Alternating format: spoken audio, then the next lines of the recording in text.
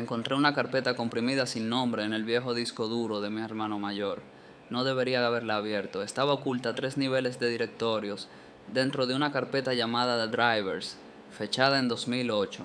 Al principio pensé que serían viejos archivos de la universidad o fotos corruptas, pero lo que encontré fue un documento de texto y una serie de capturas de pantalla que cambiaron para siempre cómo veo mi infancia. No eran imágenes normales. Estaban granuladas, sobresaturadas, con un tinte verdoso enfermizo, y los personajes no se veían del todo bien. El archivo de texto era un manifiesto críptico titulado El Proyecto Atolón, las 10 verdades olvidadas. Era la investigación de alguien obsesionado con Bob Esponja, pero no de la forma divertida en que lo somos todos. El autor, que firmaba como Calamardo Real Series, afirmaba haber recopilado filtraciones de antiguos animadores de Nickelodeon y documentos desclasificados del gobierno. El tono era paranoico, urgente, y a medida que leía, la habitación se sentía cada vez más fría. La primera teoría, la que todos conocemos de los 7 pecados capitales, estaba allí, pero con un matiz aterrador. Calamardo Real 6 no decía que los personajes representaban los pecados, decía que eran manifestaciones de almas corruptas condenadas a un infierno submarino. Describía una captura de pantalla de Don Cangrejo donde sus ojos no eran pupilas normales, sino símbolos de dólar que parecían tallados en carne viva. Me quedé helado. La escalada de horror continuó en el segundo punto. El autor hablaba de las pruebas nucleares en el atolón Bikini en los años 40 y 50. Mostraba una imagen borrosa de la icónica explosión de hongo bajo el agua, pero superpuesta con la silueta de fondo de Bikini. La teoría era que los personajes no eran simplemente mutaciones, eran restos conscientes y deformes de las víctimas de la radiación, condenados a revivir sus vidas mundanas en una realidad de pesadilla. La imagen de Bob Esponja que acompañaba esto era perturbadora. Su cuerpo esponjoso parecía más una serie de tumores bulbosos, y su sonrisa no era de alegría, sino un rictus de dolor congelado. El tercer punto era aún peor. Calamardo Real sí argumentaba que fondo de bikini es literalmente el purgatorio. Los personajes están atrapados en un bucle sin fin de sus propias obsesiones. Patricio está condenado a la pereza eterna porque en vida fue un vagabundo sin aspiraciones. Calamardo está atrapado en un ciclo de mediocridad artística y desprecio porque su arrogancia le impidió alcanzar la verdadera grandeza. El documento incluía una captura de Calamardo sentado en su clarinete, pero el instrumento parecía estar fusionado con su cuerpo y sus ojos eran 2 agujeros negros que transmitían una desesperación insondable. Están atrapados en el bucle, rezaba una nota al margen. La cuarta verdad hablaba de la adicción. El autor sugería que cada personaje principal representa una droga diferente. Bob Esponja es el speed o la metanfetamina, siempre lleno de energía maníaca, incapaz de estar quieto, con una felicidad sintética. Patricio es la marihuana, lento, olvidadizo, siempre con hambre. Don Cangrejo es la cocaína, paranoico y obsesionado con el poder y el dinero, propenso a arrebatos de ira. La imagen que ilustraba esto era una toma de Bob Esponja con las pupilas completamente dilatadas, mirando a la cámara con una intensidad que hacía que me picara la piel. Los colores de la captura de pantalla eran tan brillantes que parecían quemar la pantalla de mi portátil.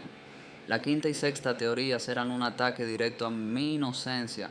La quinta afirmaba que Plankton es un veterano de guerra que sufre trastorno de estrés postraumático y su obsesión con la fórmula de la cangreburger es un intento desesperado por replicar una ración de emergencia que salvó a su unidad en un conflicto olvidado. La imagen mostraba a Plankton en su laboratorio, pero las luces verdes de los monitores proyectaban sombras que parecían figuras militares acechando.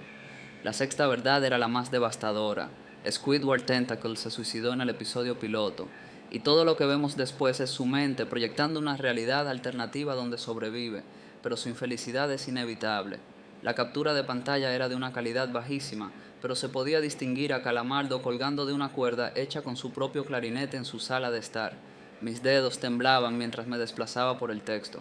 La séptima teoría sugería que la fórmula de la cangreburger es de hecho carne de ballena. El autor señalaba que la única ballena que vemos en la serie es Perlita, la hija de Don Cangrejo. La teoría proponía que Perlita es la última de su especie, y Don Cangrejo la mantiene a salvo para usarla como fuente de carne cuando la fórmula se agote. La imagen de Don Cangrejo mirando a Perlita con una expresión que era mitad codicia, mitad hambre, me revolvió el estómago. Él sabe lo que ella vale, escribió Calamardo Real 66. La octava verdad se centraba en Arenita Mejillas. El autor afirmaba que ella no es una científica, sino una agente del gobierno que monitorea la zona radiada de fondo de bikini, atrapada en su traje de buceo porque la atmósfera exterior es letal para ella. Sus inventos son intentos de purificar el aire y el agua para poder escapar algún día. La captura de pantalla mostraba a Arenita en su cúpula, pero su traje estaba lleno de grietas y sus ojos, visibles a través del casco, estaban llenos de un pánico silencioso. La novena teoría me hizo cerrar el portátil de golpe. Lo reabrí segundos después, incapaz de apartar la mirada. Decía que Bob Esponja es un homúnculo, sea una creación de laboratorio hecha de material orgánico sintético, diseñada para ser el trabajador perfecto. Infatigable, siempre feliz, incapaz de rebelarse. La imagen era un primer plano de la cara de Bob Esponja, pero su textura esponjosa se veía carnosa y las costuras de su ropa parecían integradas en su piel. Sus ojos eran demasiado grandes, demasiado brillantes, como los de una muñeca de porcelana mal hecha. La décima y última verdad era el clímax del horror. Calamardos Real 6 no la escribió en el documento de texto. En su lugar había un enlace a un archivo de video corrupto. Al reproducirlo, la pantalla se llenó de estática y un sonido agudo y chirriante.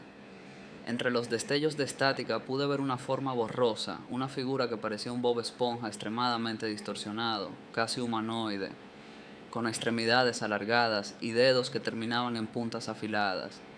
El sonido se intensificó y por un momento la figura pareció mirar directamente a la cámara. Entonces el video se cortó y apareció una sola frase en la pantalla de mi portátil, escrita en letras rojas pixeladas: tú eres el siguiente. Sentí un frío glacial recorrerme la columna vertebral. No era solo la teoría, era la forma en que estaba presentada, la sensación de estar invadiendo algo prohibido. Cerré el archivo comprimido y lo borré del disco duro, pero la última imagen, la de esa figura distorsionada mirándome, se quedó grabada en mi mente. Pasé el resto de la noche con todas las luces encendidas, incapaz de dormir. A la mañana siguiente intenté encontrar el foro bikinibottomunderground.com, del que hablaba Calamardo Real 6, pero no había rastro de él en la web superficial ni en los archivos de internet. Era como si nunca hubiera existido. Empecé a obsesionarse. Busqué en foros de teorías de conspiración, en tableros de mensajes antiguos, en la dark web. Nada, solo silencio y enlaces rotos. Pero la paranoia no me abandonó. Empecé a notar cosas extrañas. Mi televisión se encendía sola por la noche, sintonizando canales de estática. Escuchaba el sonido de burbujas estallando en el baño cuando no había nadie. Y, lo más inquietante, empecé a ver pequeños agujeros perfectos en las paredes de mi apartamento, como si alguien o algo estuviera tratando de abrirse camino. La peor parte llegó una semana después. Estaba en la ducha cuando el agua de repente se volvió salada y fría. Escuché un sonido familiar, una risa que una vez me trajo alegría, pero que ahora me helaba la sangre. La risa de Bob Esponja. Era metálica, distorsionada, como si viniera de una radio mal sintonizada. Salí de la ducha corriendo, el corazón latiendo con fuerza en mi pecho. En el espejo del baño, empañado por el vapor, vi algo escrito con el dedo. El bucle sigue. Mis manos temblaban mientras me vestía. Necesitaba salir de allí. Necesitaba aire, luz, gente. Pero cuando abrí la puerta de mi apartamento no vi el pasillo. Vi una extensión de agua turbia y verdosa. El olor a sal y descomposición me golpeó la cara. Y en la distancia, hasta a través del agua, pude distinguir las siluetas de tres casas. Una piña, una cabeza de la isla de Pascua y una roca. Retrocedí, cerrando la puerta con fuerza. El sonido de la risa distorsionada se hizo más fuerte, resonando por todo el apartamento.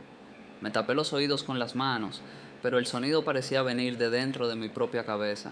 Me senté en el suelo, llorando, atrapado en una pesadilla de la que no podía despertar. Ese día entendí la décima verdad. Calamardo junto a Real 6 no estaba paranoico, no estaba loco, estaba advirtiendo. Y yo no escuché. A veces cuando la estática de la televisión es muy fuerte, puedo ver sus caras, no las caras que recuerdo de la infancia, las caras de las capturas de pantalla verdosas y enfermizas. Me miran con esos ojos vacíos, con esas sonrisas congeladas, y sé que están esperando, esperando a que el bucle se cierre, esperando a que yo me una a ellos. Me pregunto cuántas personas habrán abierto ese archivo antes que yo, cuántas personas habrán leído el proyecto Atolón y habrán sentido el mismo frío glacial, cuántas personas estarán atrapadas en su propio bucle personal, en su propio infierno submarino. El documento de Calamardo Silva Real 66 terminaba con una nota final, una última línea de diálogo que ahora cobra un significado aterrador. Una vez que lo ves, ya eres parte de ello, y ahora tú también lo has oído, lo siento.